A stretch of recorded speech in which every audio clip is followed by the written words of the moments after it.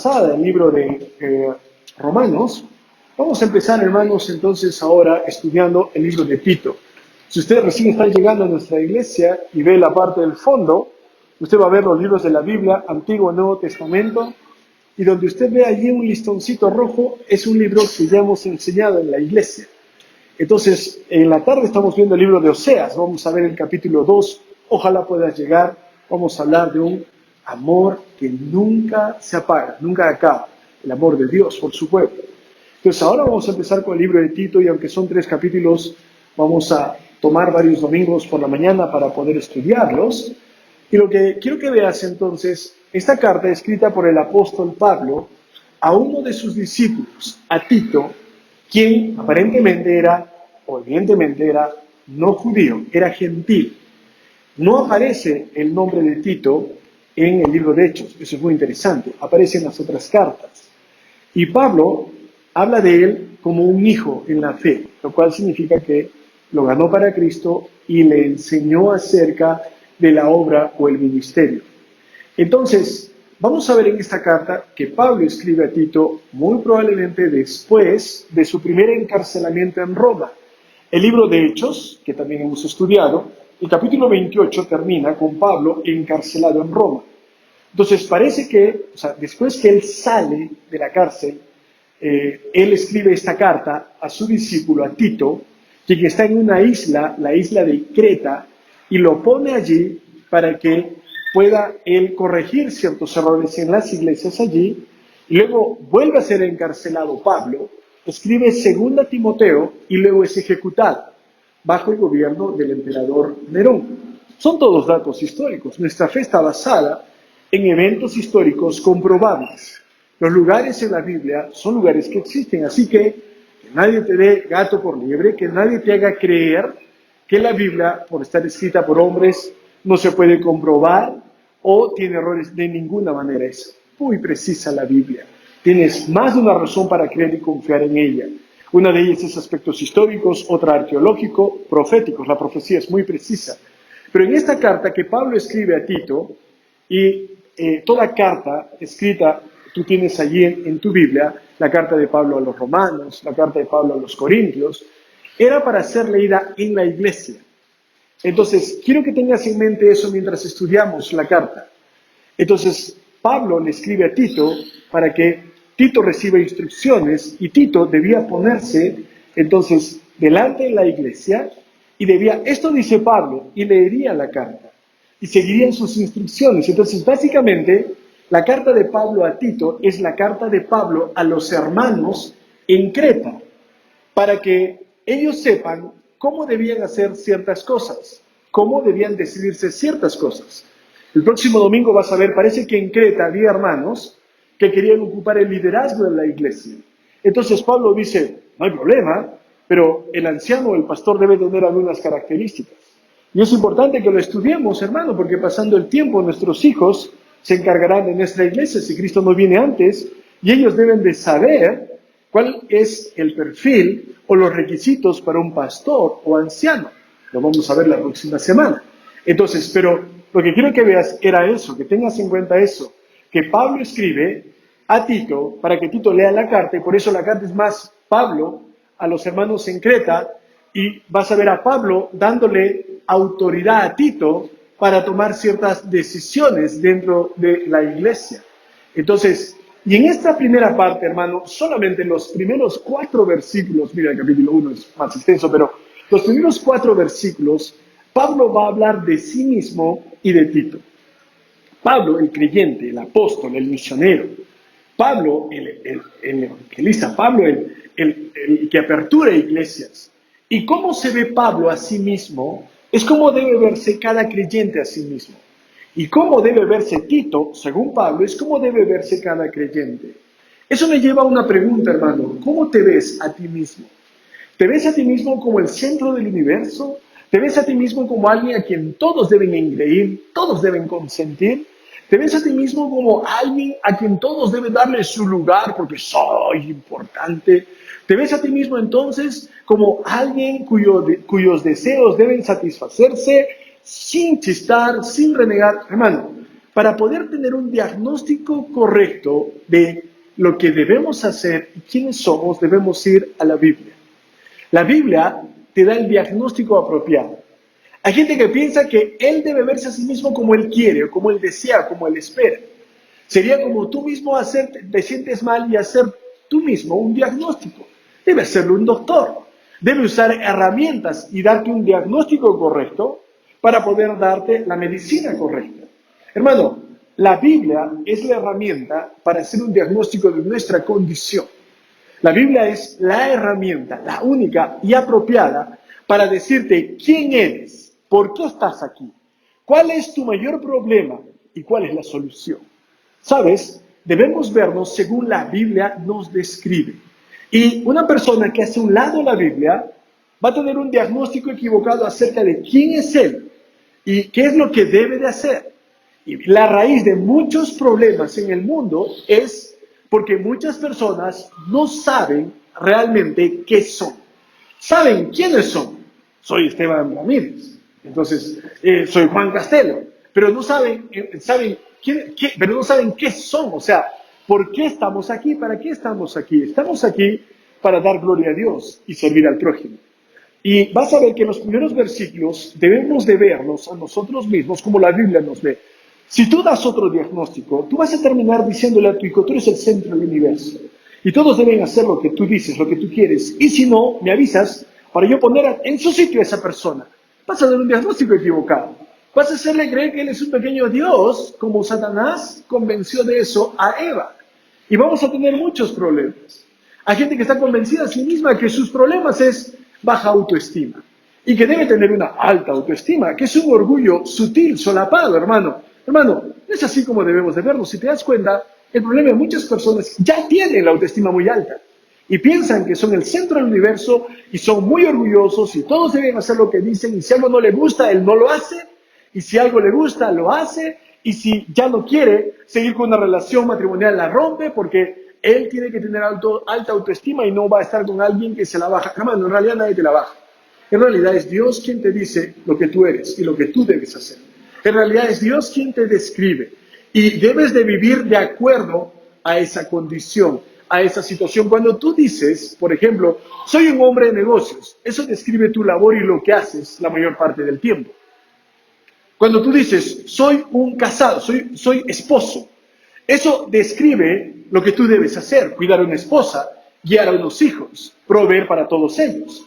Hermano, cuando tú describes qué eres, se desprende muchas veces y muy rápidamente tu rol o tu responsabilidad.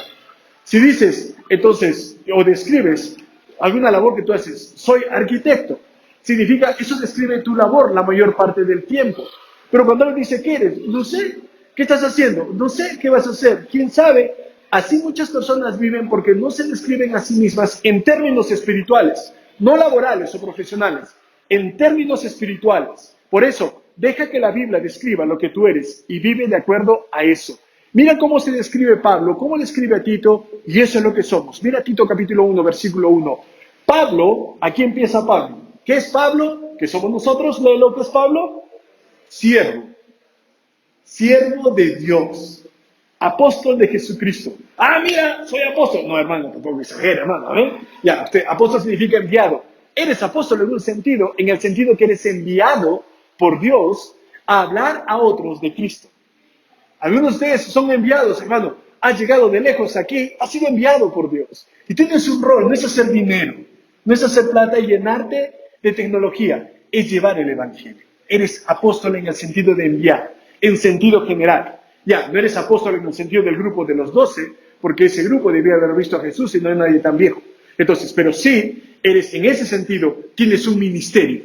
Entonces, Pablo dice, hablando de sí mismo, no dice Pablo, el hombre de Dios, Pablo el iluminado, Pablo el excelso, no dice eso Pablo dice, soy siervo de Dios y apóstol de Jesucristo. Entonces, como soy siervo de Dios, ¿cómo sirvo a Dios? Sirviendo a los demás. Pablo se ve a sí mismo como un esclavo. Pablo se ve a sí mismo como un esclavo. Hermano, a nadie le gusta la palabra esclavo. A veces cuando está haciendo, de repente el hermano mayor le dice al hermano menor que haga cosas y el hermano menor a veces es ingenuo, ¿no?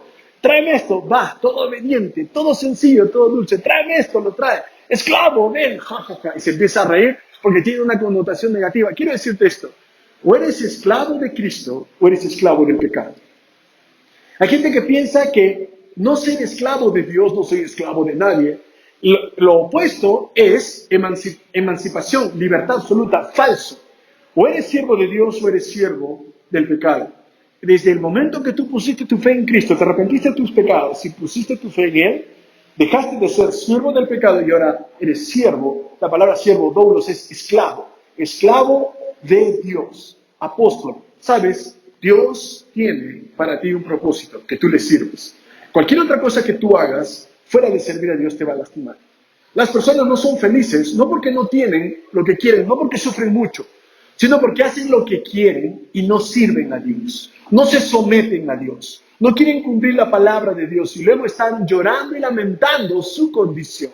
Somos siervos de Dios, vive para Dios. Vives para Dios cuando lo obedeces. No solamente cuando vienes el domingo, abres una Biblia, te golpeas 3 veces el pecho, ya hice mi parte, y de lunes a sábado hago lo que yo quiero. Ese no es un siervo de Dios. Un siervo, un esclavo, lo es todo el tiempo. Como un esposo, lo es todo el tiempo. Imagínate un esposo aquí casado, presente, y dice, pastor, soy esposo de domingo a viernes, pero el sábado soy soltero, y mi esposa lo sabe.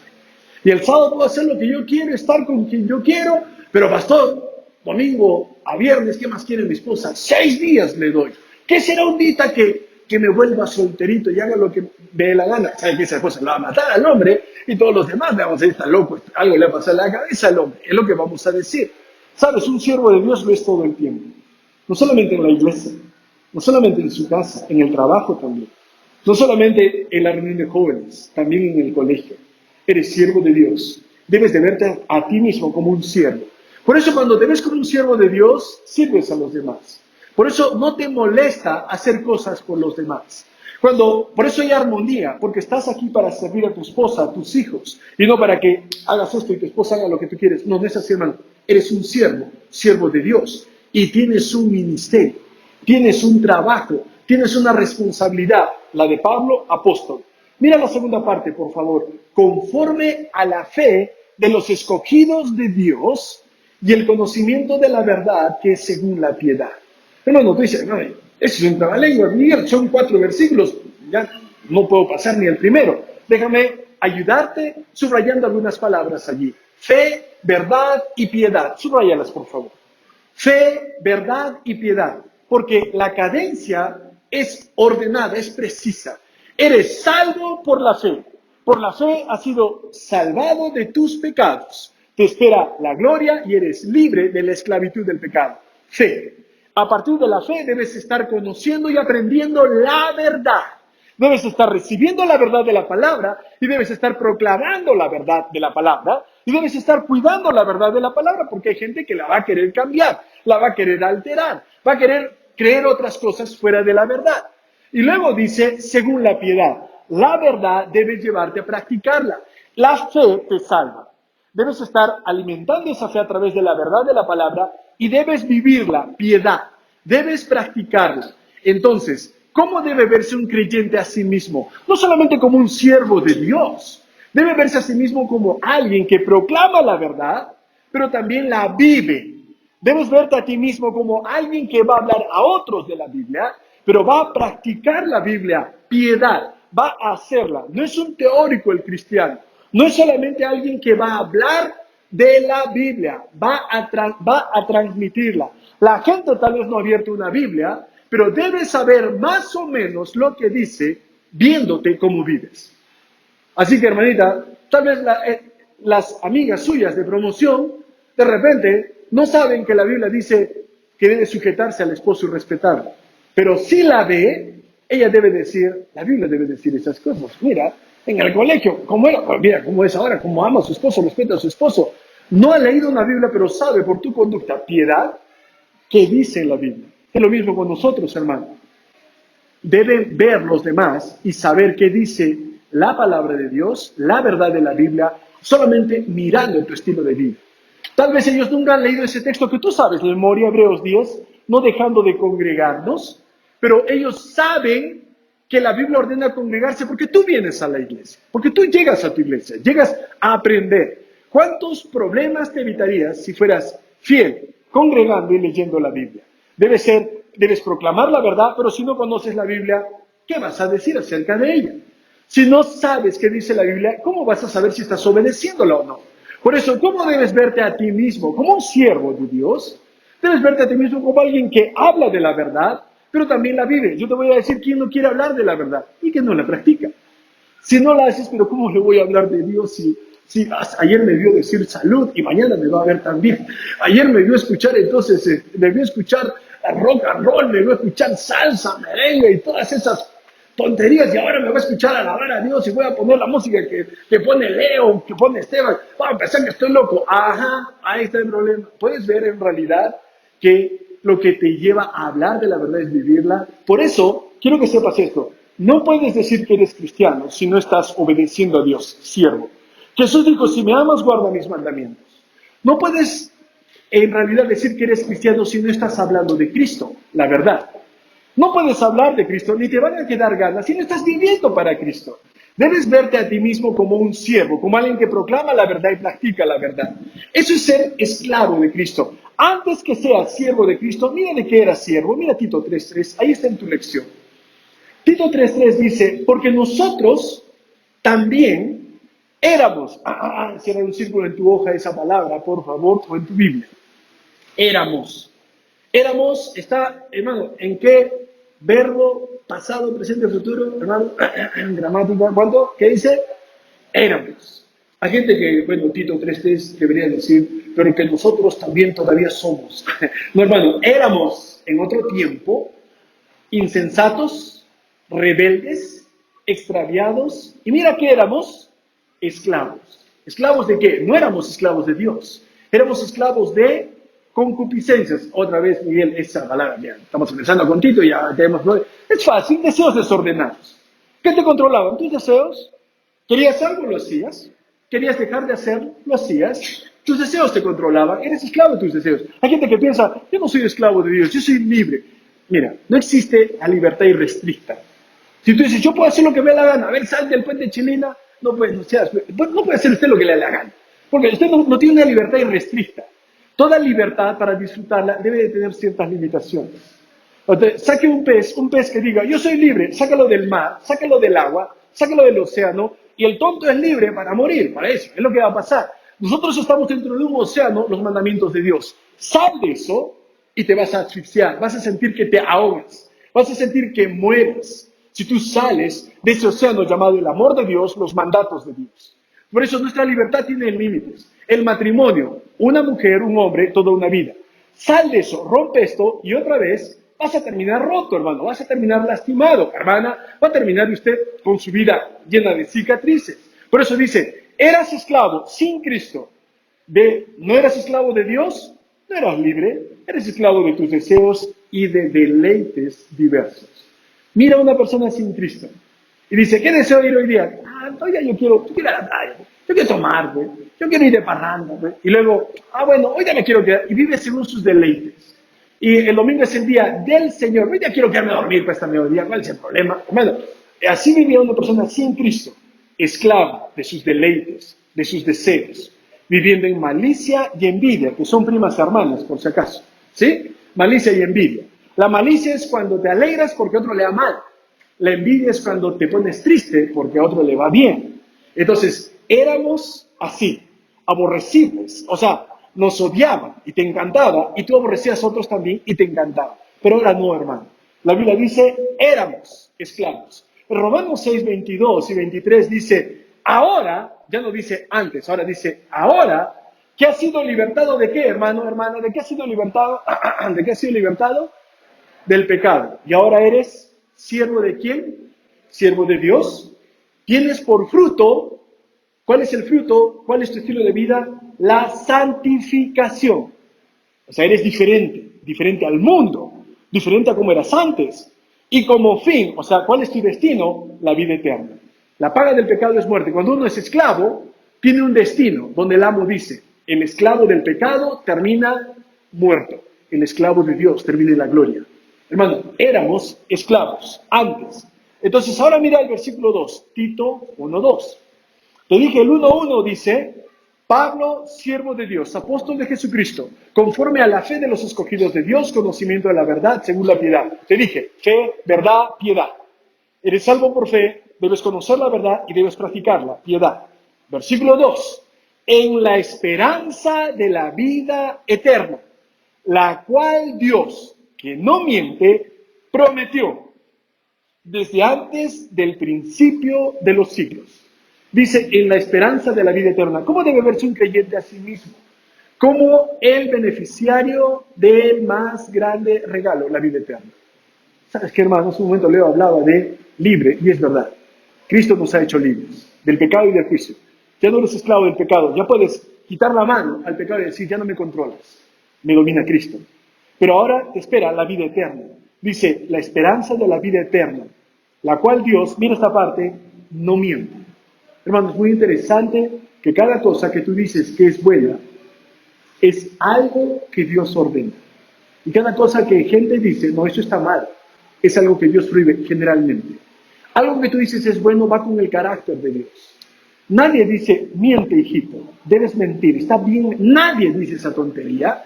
¿Sabes por qué está mal mentir? Porque Dios no miente. ¿Sabes por qué está correcto decir la verdad? Porque Jesús es la verdad. Toda cosa que llamamos virtud en realidad es un atributo de Dios. A lo que es correcto, a lo que es justo, porque Dios es justo.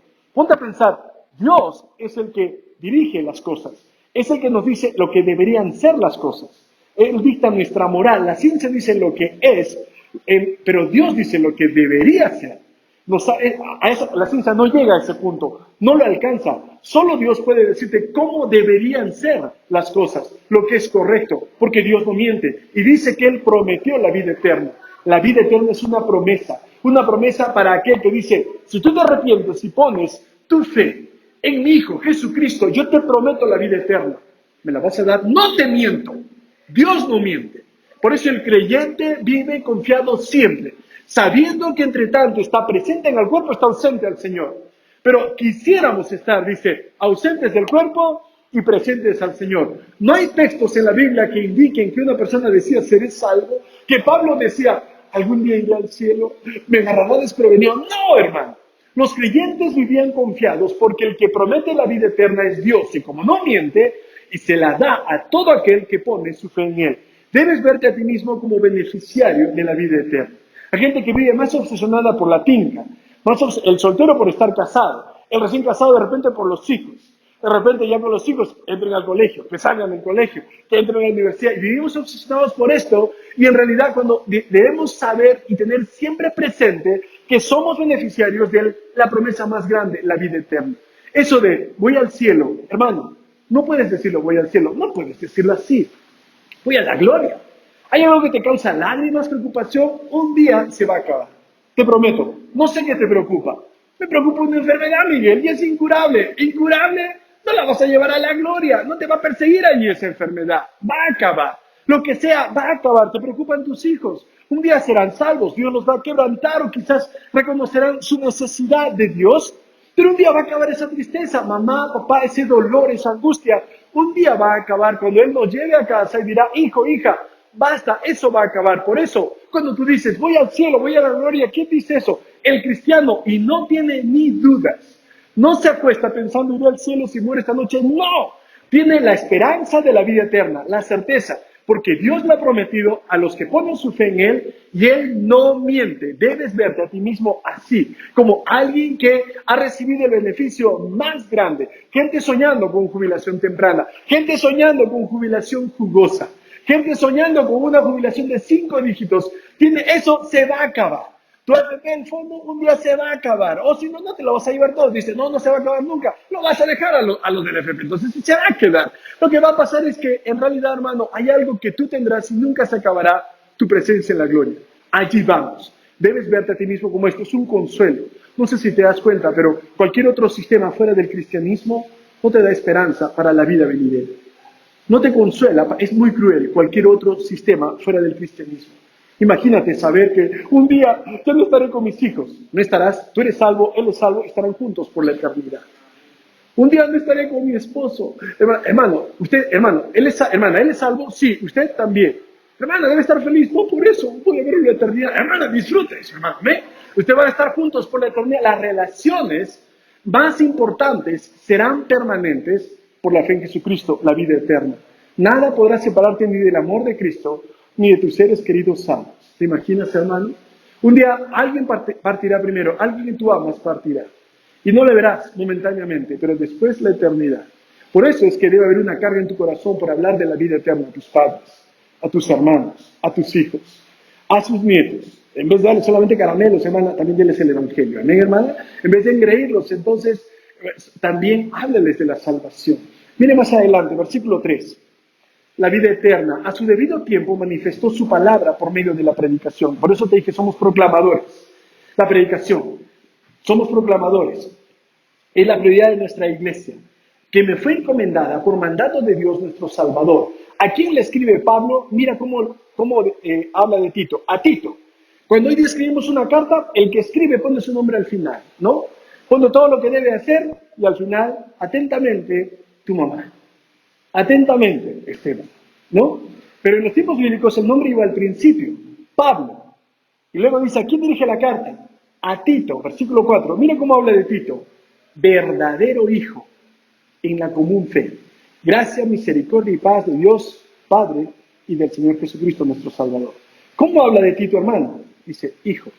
¿Sabes cómo debes verte a ti mismo? Como un hijo en la fe de otra persona. Alguien te ganó para Cristo. Entonces Pablo dice, mira primero Corintios 4, versículo 14, hermano, no te ofendas, pero mira lo que dice Pablo, no escribo esto para avergonzarte, le dice Pablo a los Corintios, sino para amonestarte como a hijos. ¿Cómo habla Pablo de los hermanos en Corinto? Mis hijos. ¿Puedes verlo, hermano? Y dice, porque aunque tengas 10,000 ayos, o sea, 10,000 maestros, esclavos maestros, no tendréis muchos padres. En Cristo yo os engendré por medio del Evangelio. No vayas a pensar que Tito era hijo de Pablo genéticamente, biológicamente. No. Era hijo espiritual. Y por eso, hermano, Pablo le enseña a Tito. Pablo anima a Tito. Pablo edifica a Tito. Pablo no está para aprovecharse de Tito. Pablo está para ayudar espiritualmente a Tito, porque es mi hijo. ¿Y cómo lo engendró en el Evangelio? Cuando le testificó y él puso su fe en Cristo, nació de nuevo, y él dice, entonces soy como tu papá espiritual en el sentido que te gané para Cristo. Y Pablo habla a los corintios y les dice, hijos, ¿por qué? Porque les llevé el Evangelio, les hablé de Cristo, nacieron de nuevo, soy como tu papá espiritual. Y un papá, hermano, y todo papá aquí presente lo sabe, no creo que estés aquí frotándote las manos con tu hijo de 7 años y diciendo, un día me va a mantener, este mocoso, va a pagar mis cuentas, tú vas a hacer lo que yo digo, y tú vas a salir a trabajar y vas a traer mi comida. Hermano, jamás. Un papá se preocupa por él, cuida para él, provee para él. Un papá lo que hace por su hijo, y tal vez escuchaste esa broma del papá que dice, mi hijito, qué lindo, me vio sacar la basura, me vio traer comida y mi hijito me dijo, papi, un día yo saldré y también te cuidaré a ti. Mi hijito tiene 40 años, qué lindo, mi hijito, me enternece. Man, en realidad no lo va a hacer a esa edad, pero sabes muy bien que, aunque el hijo es mayor, el papá dice, ¿qué necesitas?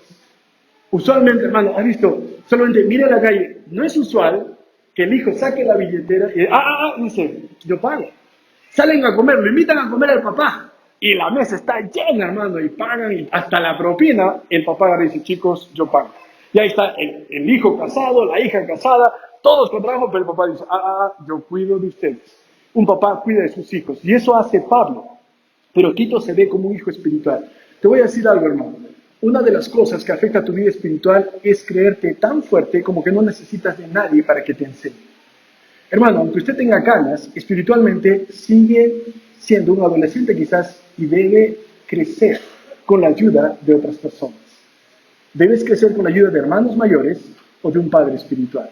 Hermanas, ustedes, damas presentes, señoritas presentes, hay mamás espirituales.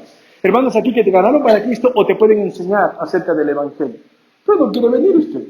Usted no quiere recibir discipulado. Usted ya lo sabe todo. ¿No, hermana? Usted dice de repente, no, porque no tengo problemas, te llamo. Ves a la iglesia y a los hermanos cómo rompe el vidrio en caso de incendio o emergencia. Es interesante, ¿tienes problemas? Llamas. ¿No tienes problemas? No me busques, Miguel. Nos vemos hasta mi siguiente problemón. Hermano, eres un hijo en la fe. y debes crecer. Y gente debe ayudarte espiritualmente. Y cuando tú no sabes qué hacer, tienes problemas más grandes de repente que tu tamaño, tal vez lo que te falta es reconocer que eres un hijo espiritual y necesitas la ayuda de hermanos mayores o de un padre espiritual. Varios hermanos y hermanas aquí reciben estudio bíblico y son fieles en su estudio bíblico. Y te prometo, falta y te regañan. Hermano, lo estamos esperando, hermano. Y Juan Castelo, ahorita voy. Hermano, está acelerando, hermano, está con el timón por aquí, en su carro, hermano. O sea, tiene ya, está aprendiendo a manejar, tenga cuidado si se le cruza, no cruce delante, vaya por detrás. Pero sí, hermano, y está llegando, y todos están recibiendo discipulado. Hay hermanos que se reúnen en un lugar, en otro lugar para recibir estudio bíblico. Ah, claro, pero usted ya sabe, que como ya memorizó de Génesis a Deuteronomio, ya no necesita Biblia, hermano. Usted, no, ya necesita que le enseñe. Como usted, mamá, ya lo sabe todo, pues, hermana, ¿no es cierto? Hermana, no. Como usted ya es abuela, de repente dice, a mí nadie me enseña, hermano. Hermano, no. Eres hijo, hija espiritual. Y por fuera puedes tener de repente ya ser jubilado, pero por dentro, hermano, tienes que verte como un hijo espiritual. Necesito un hermano mayor, necesito un padre espiritual. Hermanas, una hermana en la fe, una dama que te puede enseñar cosas sobre la fe. Mira más adelante cómo habla Pablo de Timoteo. Mira el 16. Por tanto, os ruego que me imitéis. Por esto os he enviado a Timoteo. ¿Cómo habla Pablo de Timoteo? ¿Cómo habla Pablo de Timoteo? Mi hijo amado. Mi hijo amado. Hermano, es un gozo para la persona que te enseña la Biblia que tú la practiques. Para la persona que te enseña la Biblia que vea cambios en tu vida. Tal vez tú no lo notas, pero tus actitudes te delatan, tu forma de hablar, el Dios te bendiga, vamos a orar antes de comer, te delatan esas cosas. Tú no lo ves, tu hijo no se da cuenta que crece hasta que el pantalón le queda como el Chavo del 8. Ay, recién, papá, he crecido, papá, mira cómo me queda el pantalón. Uy, otro pantalón. Entonces, o el zapato está y sus dedos están así. No se da cuenta porque el papá es el que se da cuenta. Hermano, tú no puedes saber si estás creciendo si alguien no te está diciendo, hermano, antes no hablabas así. Hermano, esa música no la tenías en tu carro. Mira ahora. Qué raro, no estás creciendo, ¿verdad? No me había dado cuenta. Hermano, si no reconoces tu necesidad de otros para ayudarte a crecer, no puedes crecer espiritualmente. Pablo dice de Tito, mi hijo. Pablo dice de Timoteo, mi hijo. Mira Filipenses 2:22. Ya conocéis los méritos de Timoteo. Como hijo a padre ha servido conmigo. Otra vez, como hijo. 1 Timoteo 1:2. Pablo le escribe a Timoteo, que vamos a ver la carta meses más adelante. Pablo a Timoteo, verdadero hijo en la fe. Versículo 18, hijo Timoteo, te encargo. 2 Timoteo 1:2, 2:1, a Timoteo, amado hijo. 2:1, tú pues, hijo mío. Mira cómo le habla a su discípulo. Le dice, hijo mío. Hermano, yo sé, si te digo hijo, hermano, te vas a empezar a reír. Te imaginas si le digo, hermano Andrés Vargas, hijo, hermano. Una bofetada, hermano, que tú tienes la edad para ser mi hijo. Pero somos hermanos en la común fe. Hierro con hierro se aguza, hermano. Amén. Hermano Lalo, hijo, me parezco su nieto, hermano, pero hijo en la fe espiritualmente y podemos crecer juntos espiritualmente. Tal vez Juan Castelo no es Tito, es chiquitito, pero hermano, él puede enseñarte sobre la Biblia, la región de varones te enseña sobre la Biblia en el Instituto Bíblico y aprendes espiritualmente de Tito también. Amén, hermano, amado hijo. Tú necesitas crecer. Mientras no te veas como alguien que necesita, no vas a crecer. Yo te voy a dar la prueba cuando me estás creciendo. Un problema así, un resfrío para ti es neumonía. Tu esposo solamente gira y te molesta, te enoja. De repente te descuentan un poquito de dinero y el mundo se te viene encima. Ya voy a morir, voy a dejar mi testamento. Te desesperas. Tu falta de crecimiento espiritual es tu propia responsabilidad. Queremos ayudarte, pero si te dejas. ¿Te ves como hijo en la fe? Mira más adelante, ¿qué dice Pablo de Onésimo? Mira Filemón 10, ya vamos a terminar. Te ruego por mi hijo Onésimo, a quien engendré en mis prisiones. Pablo cuando escribe Filemón está encarcelado. Se le escribe a Filemón. Y le escribe porque Onésimo es el esclavo de Filemón. Y Onésimo le ha robado, parece a Filemón, o algo le ha hecho.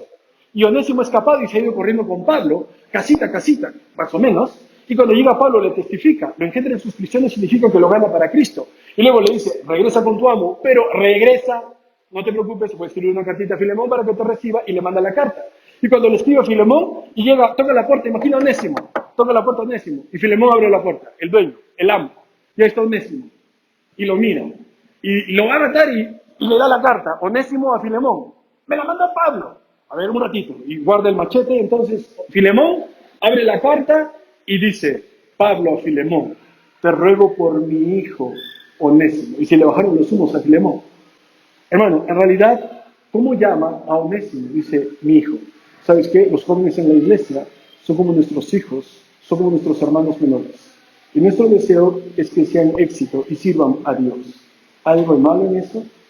Que ellos sirvan a Dios, sean conocidos, siervos de Dios. ¿Hay algo de malo en eso? En esperar que crezcan. Es porque somos una familia. Último versículo. Pablo no era el único que usaba la palabra hijo. También Pedro usa la palabra. En 1 Pedro 5:13, cuando dice la iglesia que está en Babilonia, parece que estaba hablando en clave en la iglesia en Roma, elegida juntamente con vosotros, y Marcos mi hijo, dice Pedro, os saludan. Marcos, el que escribió el Evangelio, es hijo en la fe de Pedro. Pedro lo guió a escribir el Evangelio de Marcos. Por eso, si lees Marcos, es muy interesante. ¿Quién supervisó el Evangelio de Marcos? Pedro.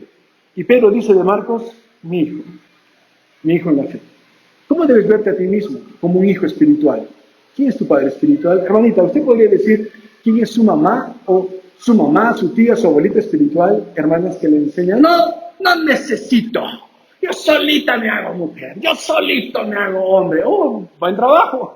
Mira cómo está el hombre, te he hecho pedazos, está roto el hombre, pero buen trabajo. Hermano, necesitas de otros, necesitas de una iglesia, necesitas de hermanos mayores, de un padre espiritual, de alguien que te enseñe la Biblia y te anime a practicarlo y tu vida será transformada. La posición del creyente. ¿Cómo debe verse a sí mismo el cristiano? Repasamos. Número 1. Debemos vernos como, primer espacio, siervos de Dios, que pertenecen a Dios. Soy un siervo. No estoy aquí para servir, hermano. No estoy aquí para, ya, muévanse a lo que digo. No, hermano. Estoy aquí para servir. Lo que fuese, hermano. En la casa, poniendo la ropa sucia en el canasto, hermano. Lo que fuese, sacando la basura. Adolescentes, jóvenes, ahora que están de vacaciones, limpiando su habitación, no criando murciélagos. Hermano, eres un siervo. Ayuda, sirve, limpia. ¿Qué puedo hacer por ti? Todo lo que debe aprender, muchas de las cosas que debe aprender un niño, un joven, una señorita, desde pequeños es, estoy para servir, ¿cómo puedo ayudarte? No solamente cruzar los brazos y mirar que todos pasen. No, somos siervos de Dios. Número 2, debemos vernos como protectores y proclamadores de la verdad. Vamos a cuidarla, pero vamos a proclamarla, la verdad. Número 3, debemos vernos como practicantes de la verdad, la piedad, no teóricos, no teóricos. Los religiosos hablan de religión, pero no la practican. El cristiano habla de Cristo y vive para Él. Practicantes de la verdad. Número 4, vernos como beneficiarios de la más grande promesa y esperanza, la vida eterna. La vida eterna.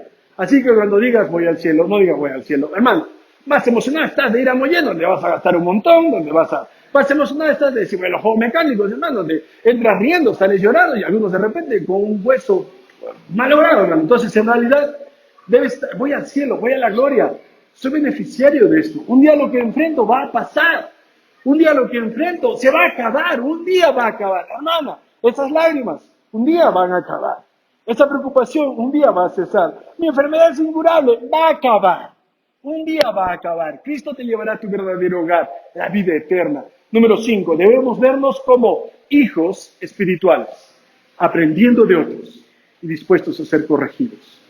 Un hijo espiritual.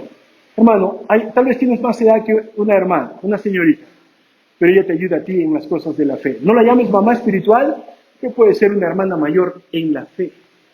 Y puedes aprender, y puedes crecer, y todavía puedes aprender y crecer. No pierdas esa emoción, de ese asombro al aprender. No lo pierdas. Es un hijo espiritual. Hermano, no tengas temor de decir, Juan, ayúdame.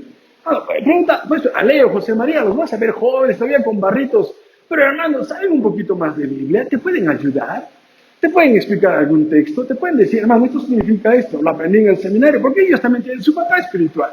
Hermano, aprende de la Biblia, debes verte a ti mismo como alguien que yo necesito aprender, y vas a crecer, y cosas van a ir cambiando. Quiero preguntarte, ¿cómo te ves a ti mismo? Deja que la Biblia describa cómo debes verte. Vamos a orar, por favor.